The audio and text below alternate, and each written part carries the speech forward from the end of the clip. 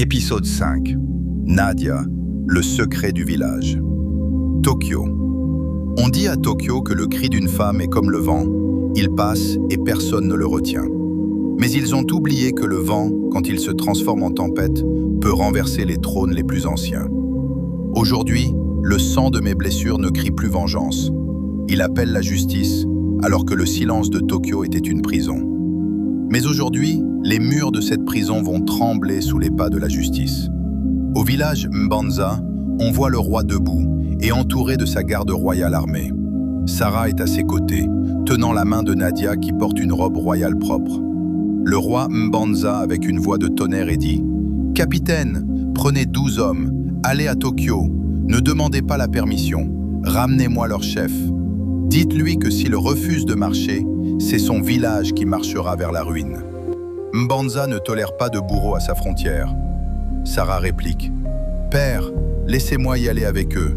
Je veux que Tokyo voie que les femmes de Mbanza marchent la tête haute. » Le roi Mbanza, posant une main sur son épaule, et lui dit « Ta colère est juste, ma fille. Allez et ramenez l'obscurité à la lumière. » Les soldats de Mbanza entrent dans la cour du roi de Tokyo. Sarah est en tête, le regard fier. Les villageois s'arrêtent de travailler, terrifiés. Le roi de Tokyo, assis sur son trône choqué, et dit « Qu'est-ce que cela signifie?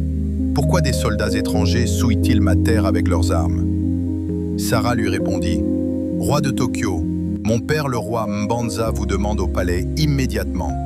Une abomination a été commise sous votre règne. » Le roi de Tokyo, se levant furieux, et lui dit « Je ne bouge pas, je suis le maître ici.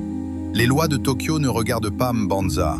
Partez avant que je ne me fâche. » Capitaine des soldats lui répond, en frappant le sol de sa lance. « Ce n'est pas une invitation, c'est un ordre.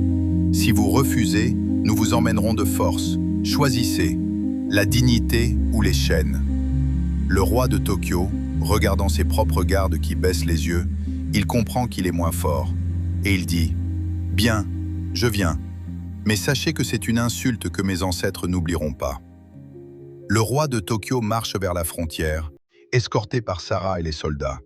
Les villageois de Tokyo se rassemblent.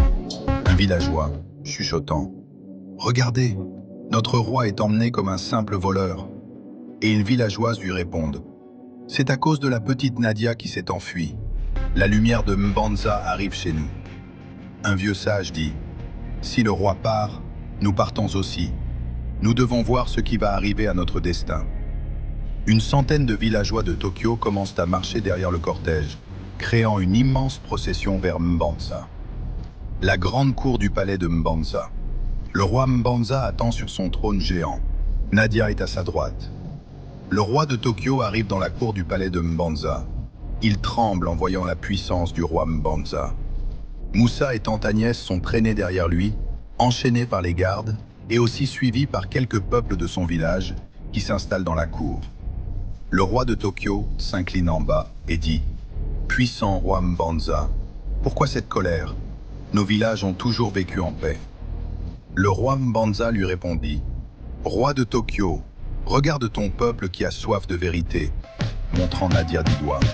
Regarde cet enfant, regarde ses cicatrices. Est-ce cela ta paix? Tu laisses tes hommes acheter des bébés et tes vieillards mutiler des innocentes au nom de la tradition? » Le roi de Tokyo, la voix tremblante, lui répondit « Grand roi, je ne suis pas l'auteur de ces lois. Ce sont les décrets de mon défunt père. Je n'ai fait que suivre le chemin tracé par les ancêtres. Je ne savais pas que cela causait une telle abomination. » Le roi Mbanza lui répondit « Un chef qui suit une loi injuste sans la questionner est aussi coupable que celui qui l'a écrite. Aujourd'hui, Tokyo change ou Tokyo disparaît. » Moussa essaie de parler, mais un garde le force à rester à genoux. Tante Agnès pleure, le visage dans la poussière. Moussa dit « J'ai payé la dot. C'est ma propriété par le droit du sel et du bétail. » Nadia, s'avançant avec courage, sa voix ne tremble plus, et lui répondit « Monsieur Moussa, vous avez payé pour un corps, mais mon âme n'a pas de prix. Vous avez utilisé votre richesse pour emprisonner, mais le roi va utiliser sa force pour libérer. » Le roi de Tokyo, se tournant vers son peuple qui regarde de loin, et dit « Écoutez-moi tous. À partir de cet instant, la loi de la circoncision est morte à Tokyo. Celui qui touchera au corps d'une femme sera banni à jamais.